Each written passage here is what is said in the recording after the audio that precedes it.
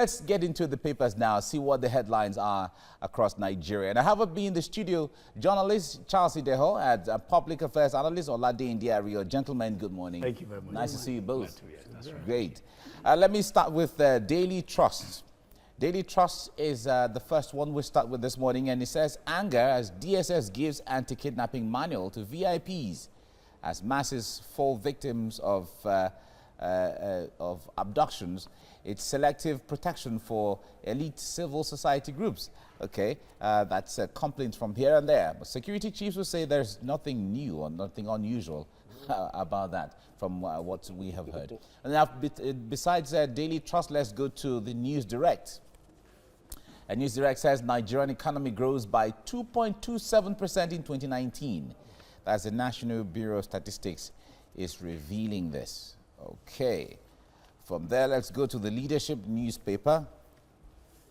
PDP returns to Supreme Court, seeks reversal of presidential poll's verdict. Wants similar action on Kano, Kaduna, Osun, and opposition party Joker, says APC. The time frame for instituting such cases has elapsed. Senior lawyers are reeling out this. Now let's get into the Blueprint newspaper, and is focusing on the Operation Amotekun. And it says Miyetti Allah seeks inclusion. Lagos, Oyo, Ondo hold public hearings. And Akeredolu, Obasa, Gani Adams say no going back. And I guess this is going to interest my guests this morning to talk about. All right, Daily Times is where we go next, and it says PDP demands Supreme Court review Buhari 4 governors' victories.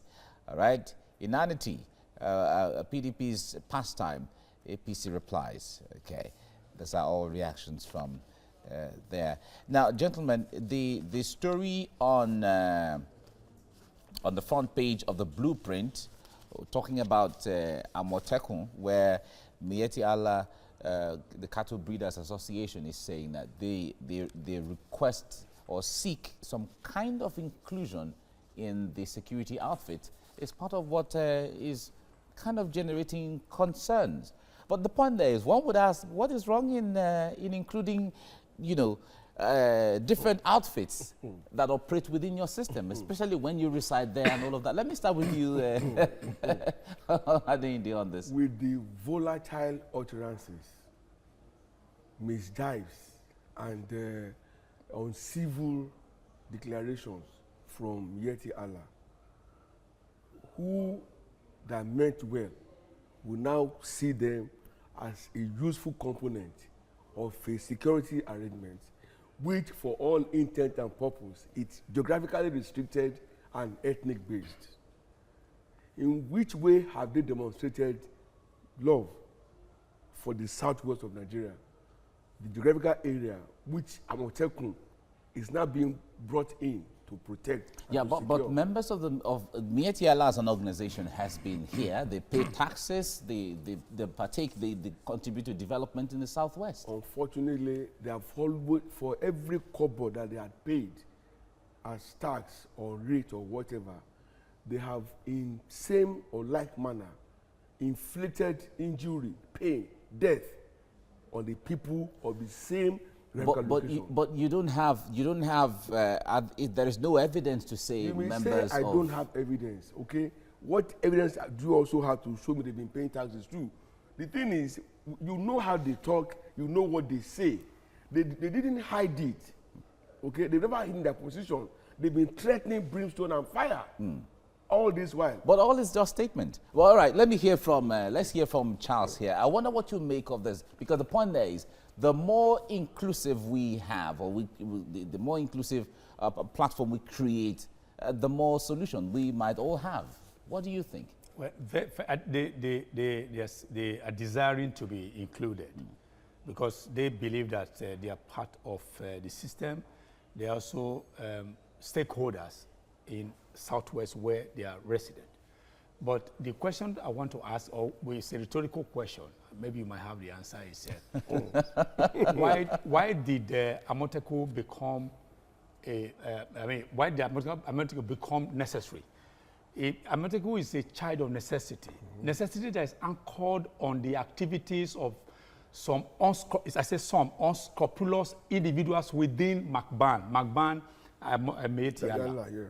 If Meetiala as an organization had been able to, rise above board to condemn the activities of some of them, maybe there would have been a very beautiful bride for the Southwest to say, come, join us. But because when some of them do something, rather than condemn, as he said, the volatile statement that we were not supposed to even hear from them. Okay, so but is this all about the statement? Yeah, it's about, they say who's a man is his word.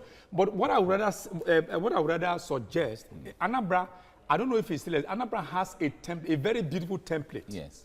Which I feel that Southwest can also borrow from. All right.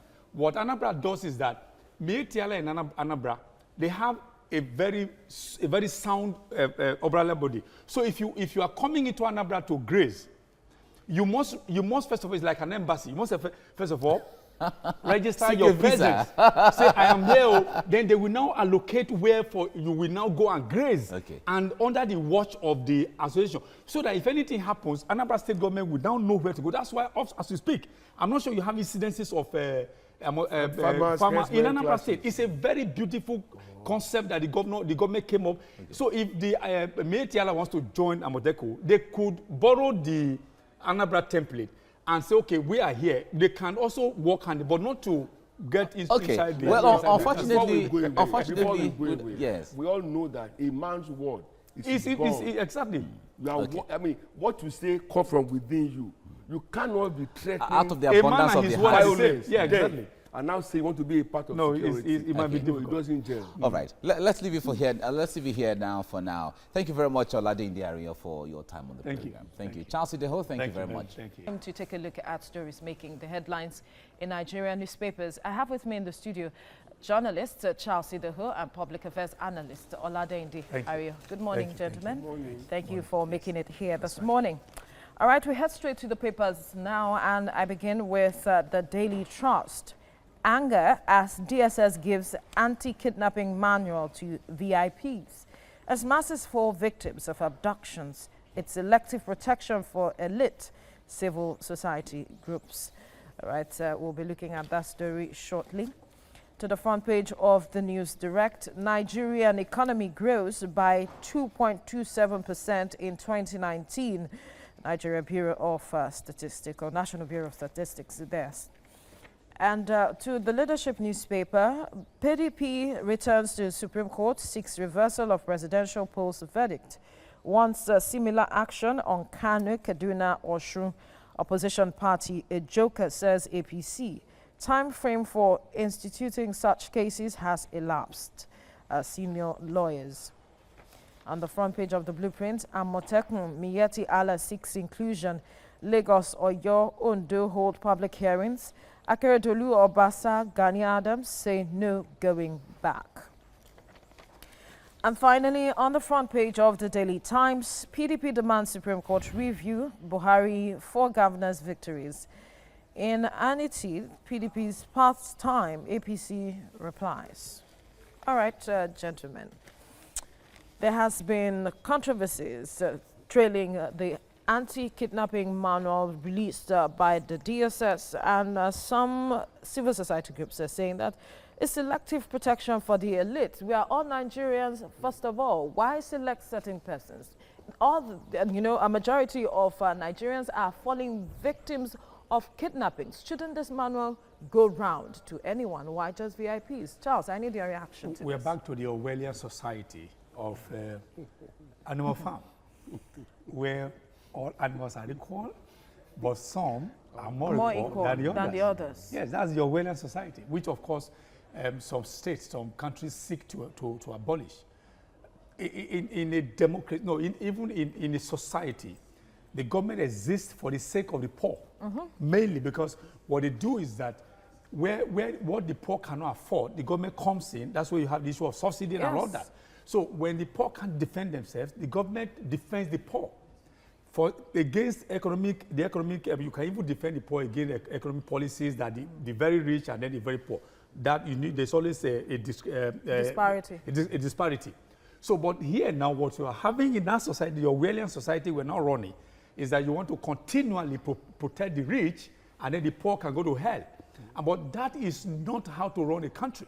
Because why on earth would a DSS that's supposed to be the head of the security architecture of Nigeria, they're supposed to protect the poor. But the poor are now at the other time, I'm not sure I mentioned it here, we were robbed. I went to cover an event in Anambra State or Enugu State. We're coming back, and that's how we found cows. Cows were used to block the road. The driver could not reverse because the bus. That's how we were at the mercy of this herdsmen who robbed us about 15 minutes on that Benin bypass. Now, if, for instance, if the manual were available to me or the driver, you know what to do. But the man you have given the manual to, he can fly. The man you have given the manual to, he has police escorts. So the question is, why will you now divide Nigeria into a very, very, very distinct line between the very poor and the very rich? So the Orwellian society that these DSS are bringing, but we must condemn it and must not encourage it. Absolutely, and that is where Nigerians coming to condemn have to start speaking up now. But I wonder why Olade Ario has been laughing since. Because okay. I grew up to see what I call public order protocol. That's right. We'll be invited to an event, and then while others are struggling for seats, some places will have been marked, reserved, and they say reserved, and then some they will say for VIPs. So I grew up asking the questions: what makes this person a VIP and the other more important than the other? What they're saying is that his life is far more important than the other. That. The next level is in Nigeria, because this thing happens globally. We now took another step and we say VVIP. It now becomes very important. That emphasis now becomes very glaring that you are either there or you are out of the those are functions, certain functions, but security is a general issue. Yes. Now. Okay. Now, when you say there are functions, the VIP that is being put in a public function has nothing at stake beyond his life, basically over the other people at the same event. Now, you now hit the road and you see regular guys like you with so much police escorts, vehicles in front, at the back, and by the side. There was a day we spent over 3 hours coming from Lagos from Ibadan. Why?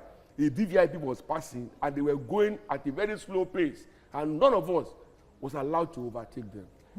I mean, you might think it's small, but it touched me because I was like, I had a business going to Lagos much earlier, and then because they had guns facing us as if you try to move, we blow your head off. Now, all of these things have been allowed to grow to this level where we are. It is true that DSS, every police army should protect every Nigerian without regard to age, status, financial capacity, or whatever. Has it always been so? The answer is no. But must we allow it continue looking at the state of the country? We the people now, we allowed ourselves to be so railroaded into a box, into a corner where poverty, disease, illiteracy have taken away our thinking caps. That survival has now become our lot. Yeah. Unfortunately, it is people from the same bracket that are being used to protect the so-called VIPs. So it's a very fundamental thing. What they have done is nothing new. In my practice, it's nothing new, so we should allow it to go on. I'm not saying we should allow it to go. All right. Unfortunately, there is nothing we can do to stop it.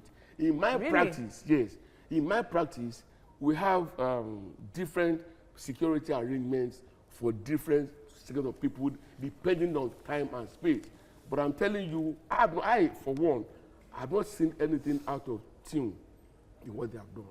Really, Charles? Yeah. Well, for the fact that this manual came out means that the manual has existed for a long time. Exactly. So, but let me say this, that nothing will be done about it. This manual will go to the rich because before you know, in about a week's time... But everyone needs protection. No, but let me say this. Because you were asking what can be done. The answer is nothing can be done. I tell you what, because of, in another week, another news will break. And to be forgotten. So please complete that. All right. Before you go, the people are busy battling with existential challenges. Exactly. All right. And then now, you're talking about. even if you give them the manual, They're talking about they will manual. not They read say, it. who manual read help? it. They will say, Really? who Okay, manual so help? it's not an They are issue. confronted. They will say, who manual help? Other challenges. Who manual help? Really, but then it's important. It's whether important we we like talk it about or not. We're not condemning. That's what trivializing they're doing now. security, Yes. but we're Alright. just being realistic. Yes. All right. Olade Ndiario, Charles Ideho, gentlemen, thank you for Thank you. speaking Thank you with very us. much. Thank you. The papers now see what the headlines are across papers in Nigeria. I have with me in the studio Charles Ideho as well as Olade Ndiario, and they'll be doing justice to the headlines this morning. Thank you. Nice to see you both. Glad to be here. Mike. That is great. That's right. All right, let's start from Daily Trust. Daily Trust is saying anger as DSS gives anti-kidnapping manual to VIPs as masses fall victims of abductions, and its selective protection for elite civil society groups are saying this. Now, from there, let's go to the News Direct. The News Direct newspaper says Nigerian economy grows by 2.2% in 2019, as the Nigeria Bureau of Statistics is saying this. From there, let's go to the Leadership newspaper. PDP returns to the Supreme Court and seeks reversal of presidential poll's verdict, and wants similar action on Kano, Katsina, Kaduna, on Osun. And opposition party, a joke, says the APC, and time frame for instituting such cases has elapsed. I see your lawyers are saying this. I'm guessing that my guests in the studio will certainly find interest to bring insight into this headline. Let's go into the Blueprint newspaper. The Blueprint is focusing on Amotekun, and it says Mieti Allah seeks inclusion into the outfit, and Lagos, Oyo, Ondo hold public hearings, and Keredolu or Basa, Gani Adams say no going back on this. Okay, that's what you see on the front page of the Blueprint newspaper. Now, Daily Times is the last one we're seeing right now, and it says PDP demands Supreme Court review of Buhari 4 governors' victories. Inanity, PDP's pastime. APC is replying to this. Okay, gentlemen, the story on the front page of the Leadership newspaper, as well as the one we just saw, Daily Times, draws attention to the grievances that the PDP has regarding the Supreme Court verdict, some time ago upholding the election of the president. Now, the call to review that, it seems there are so many calls. In fact, from the Imo State case, Ihedioha, there has been continuous call for review of so many of the cases right now. I'd like to start with you, Olade, on this. Why me? Why me? Let's start from you. Okay. I wonder. I hope you don't mind. No, go up. You want to cede it to him? No. You want to cede it to him? We probably will be having diametrically opposite stance on this case. Okay. And my position is this. The average Nigerian politician, they have succeeded largely in destroying so many things along their way to power via election or electoral victory. Now they want to kill the big lion. So which is the big lion? The Supreme Court. Okay. The name alone says it all. Supreme, Yes. beyond questioning, unquestionable. In Yoruba, like they call it kabiosi. Any action taken there is final, full and final. Nobody, no matter who you are, is expected to query the authority of the Supreme Court. The question now is, do they have good reasons that can stand? Number 2, what now happens if the Supreme Court is found wanting? Whoa. Where do we go from there? Maybe to God. Has any case been judged here and then disputed and taken to God before? We have to be very, very careful. Okay. We are making it look like Nigeria is at the dictator's hands. Yeah, but the point there is, so long as the Supreme Court is made up of human beings, is it not also likely that sometimes one is not saying they're wrong, but is it not likely that they can also look at it from other perspectives too? It is not Supreme Court because we say it is Supreme Court. Okay. It is Supreme Court because the judgment there is final. Okay. Forget It's because we what have the- agreed that We it's have Supreme agreed. Court. Okay. By the time we are now challenging the status quo of the Supreme Court, we are laying All right. a very destructive precedent. All right, Charles. It seems it is unlikely for the Supreme Court to reverse, even if it has made a mistake, let that mistake be forever. Is that what it is? It's not in the character of the Supreme Court to appropriate and reprobate. It's not done anywhere. Because it's not because the men and women who make us Supreme Court are infallible, but that once the case is judged by Supreme Court, it's final, okay? So I think it's a recipe for disaster. Because as Ariyo said, we destroyed them, not we, I'm not part of them. I'm not part of them. They have. Okay, you're not a politician. No, they have. I'm a journalist friend of politicians. Okay. So they have destroyed all the institutions.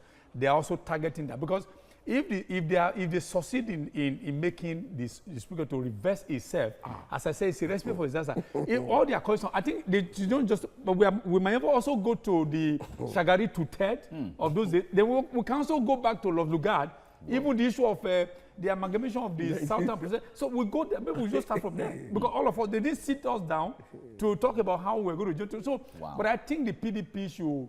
You see, our politicians should learn how to be sportsmanly. Okay. When they have lost, let it go. Because Supreme Court is Supreme. That is the final. That's why Supreme Court, as we speak today, is still the hope of the common man. So once these things have been done, all they need to do is to prepare for the next election and do well.